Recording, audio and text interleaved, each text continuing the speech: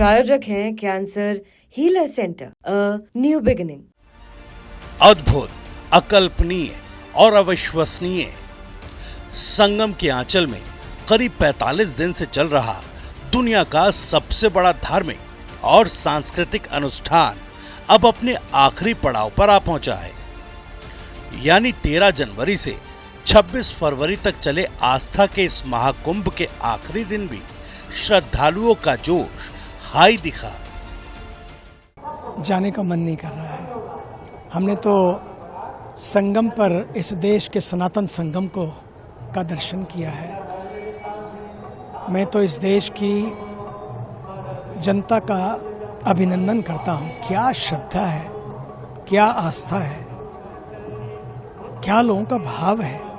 और फिर साथ ही साथ सच तो ये है, हमारे देश के ऊर्जावान प्रधानमंत्री जी और आदरणीय योगी जी दोनों की साधना का वंदन करता हूं, क्योंकि इतने नेगेटिव, इतने नैरेटिव, इतनी तरह की बातें, उसके बावजूद भी 65 करोड़ से ज्यादा लोग स्नान कर चुके हैं। महाकुंभ के आखिरी दिन महाशिवरात्रि वाले संगम ने इस महापर्व को और पावन कर दिया।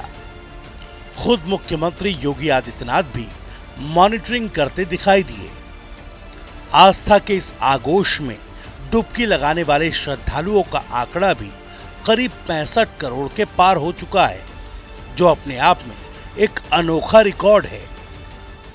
24 में मक्का पहुंचे थे 1 करोड़ 40 लाख उनके तीर्थ यात्री। वेटिकन सिटी में 80 लाख और अयोध्या में इससे 12 गुना यानी 16 करोड़ श्रद्धालु अयोध्या धाम में पहुंचे थे।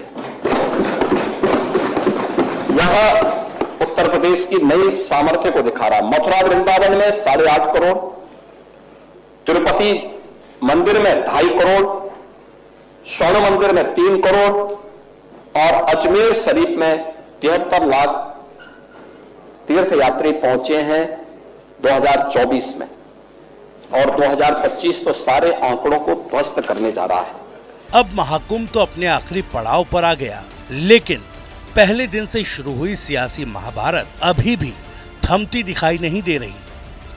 सरकार के 65 करोड़ वाले आंकड़े पर भी अखिलेश यादव ने कहा कि 100 करोड़ के दावे का क्या हुआ। मैं चाहता हूं कि कम से कम 100 करोड़ का रिकॉर्ड तो बन जाए।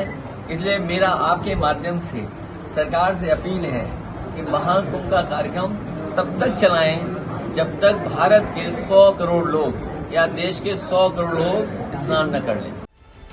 सपा मुखिया अखिलेश यादव पहले दिन से ही महाकुंभ की अधूरी तैयारी, पानी में गंदगी, भगदड़ में मौत के आंकड़े और व्यवस्था की दुर्दशा पर तंज करते रहे हैं। इस वार पर सीएम योगी ने पलटवार किया तो हंगामा मच गया। किसी ने सच कहा कि महाकुंभ में जिसने जो तलाशा उसको वह मिला। गिद्धों को केवल लाश मिली, सूअरों को गंदगी मिली,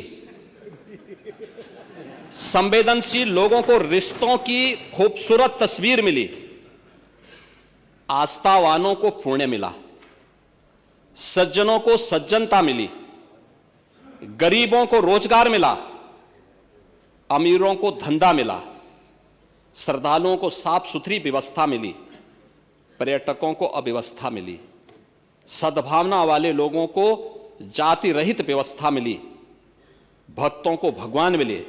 मतलब सबने अपने स्वभाव और चरित्र के अनुसार चीजों को देखा है।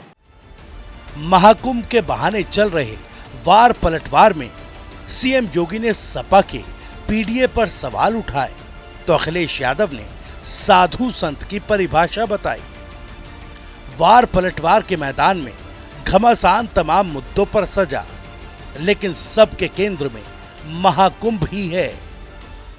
ये गिद्ध को लेकर के गिद्ध कहना, मैं समझ नहीं पा रहा हूं गिद्ध किसको कह रहे हैं। सरकार गिद्ध है या सरकार में उन लोगों को जो तकलीफ परेशानी में अपने परिवार वालों को ढूंढ रहे थे, हमने आपने सोशल मीडिया में कई चैनलों में वो तस्वीरें देखी, वो वीडियो देखे कि एक बेटी अपने पिता को ढूंढ रही है, कोई अपनी मां को ढूंढने आया, एक भाई अपने भाई को ढूंढ रहा था, कई अपने परिवार के सदस्य जो खो गए उनको ढूंढने आए, कई दिनों भटकते रहे, उन्हें अपने परिवारों को कोई सुध नहीं मिली।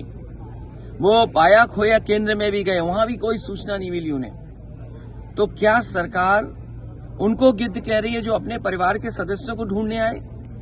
और फिर दूसरी बात, सुअर, ये सुअर किसको कह रहे हैं? बहरहाल महाकुंभ के महापर्व में देश के साथ साथ विदेशी मेहमान आए। आम आदमी से लेकर बड़े बड़े बिजनेसमैन से लेकर बॉलीवुड वाले भी आए। इसी महाकुंभ में तमाम रिकॉर्ड बने। ऐसे में महाकुंभ पर सियासी महाभारत पर सवाल ये है कि महाकुंभ का तो हो गया समापन, लेकिन ये जो मचा है घमासान, किसका नफा और किसका करेगा नुकसान? प्रायोजक हैं cancer healer centre, a new beginning.